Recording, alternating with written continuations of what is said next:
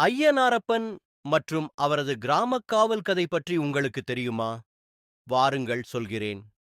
அதற்கு முன்னால் என்னுடைய சேனலை சப்ஸ்கிரைப் செய்து லைக் பட்டனை அழுத்தங்கள். மேலும் உடனுக்குடன் தகவலை அறிந்து கொள்ள பெல் சிம்பலை அழுத்தவும். ஒரு முறை ஒரு கிராமத்தில் மக்கள் பயத்துடன் வாழ்ந்தனர். அங்கு அடிக்கடி மர்மமான திருட்டுகள், மிருக தாக்குதல்கள் மற்றும் திடீர் பிரச்சனைகள் நடந்து கொண்டிருந்தன. மக்கள் ஐயனாரப்பன் ஆலயத்திற்கு சென்று இறைவனிடம் பிரார்த்தனை செய்தனர்.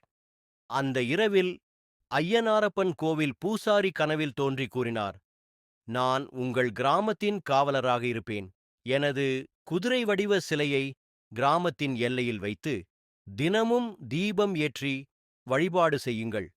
உங்கள் கிராமத்தை பாதுகாப்பேன்."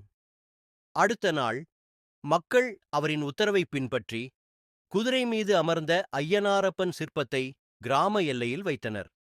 அன்று இரவு வெண்ணிற ஒளியின் நடுவே குதிரை மீது அமர்ந்த ஐயனாரப்பன் வெளிப்பட்டார். அவர் கையில் வில்லும் அம்பு பிரகாசமாக இருந்தது. அதைக் கண்ட திருடர்களும் காட்டு விலங்குகளும் கடவுள் ஐயனாரப்பன் சக்தியைக் கண்டு பயந்து போய் ஓடினார்கள். அதிலிருந்து மர்ம பிரச்சினைகள் அனைத்தும் மறைந்தன மற்றும் கிராமத்தில் அமைதியும் வளமும் நிலவின. அதிகாலை முதல் மாலை வரை கிராம மக்கள் ஐயனாரப்பா காப்பாத்து என்று கூறி அவருக்கு பூ மற்றும் துளசி மாலை சூட்டினார்கள். அவரின் அருளால் கிராமமும் கிராமத்து மக்களும் அமைதியாக வளர்ந்தது. இந்த கதை ஐயனாரின் அருளையும் அவரின் கிராம பாதுகாப்பையும் நம்பிக்கையும் காட்டுகிறது.